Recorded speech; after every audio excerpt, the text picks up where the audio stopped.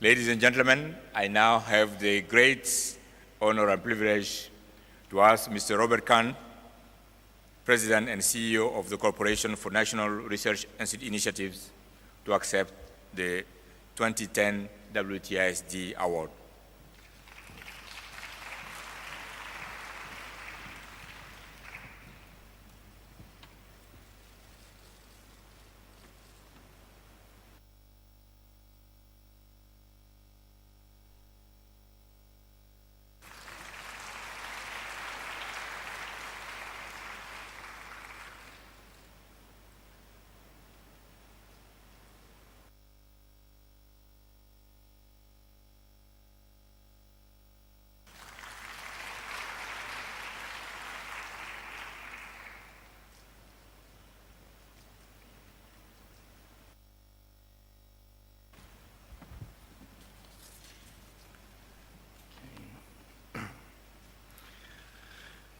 Thank you.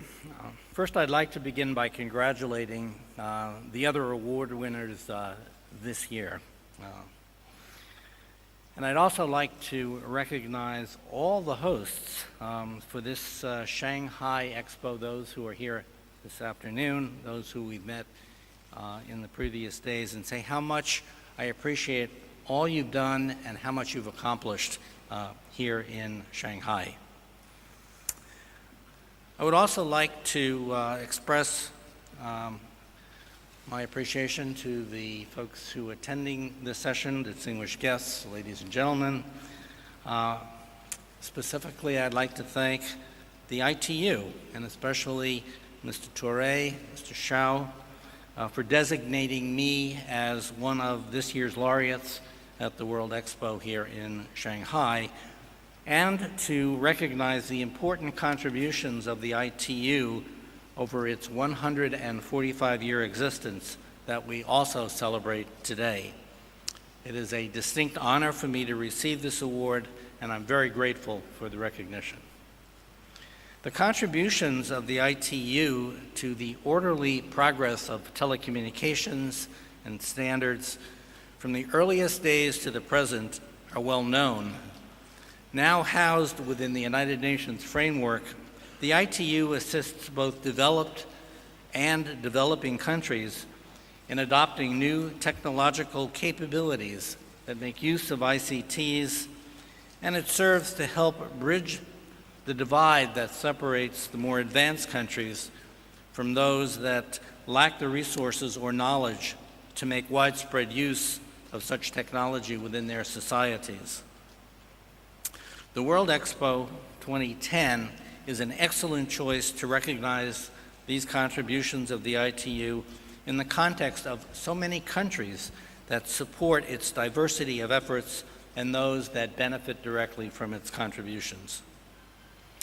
In recent years, the ITU has played a lead role in organizing two phases of the World Summit on the Information Society, the WTISD, that I was privileged to attend, and it has participated actively in the ongoing discussions of the UN-sponsored Internet Governance Forum. In many ways, the ITU has branched out from its important but more constrained historical role in telecommunications to address many of the larger societal issues associated with the Millennium Development Goals of the United Nations.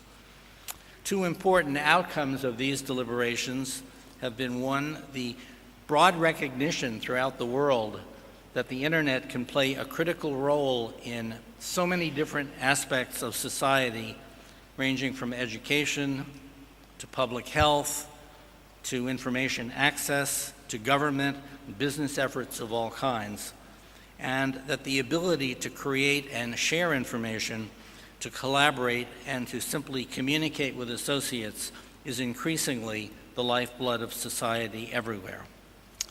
And number two, a better understanding of the nature of what has been termed internet governance.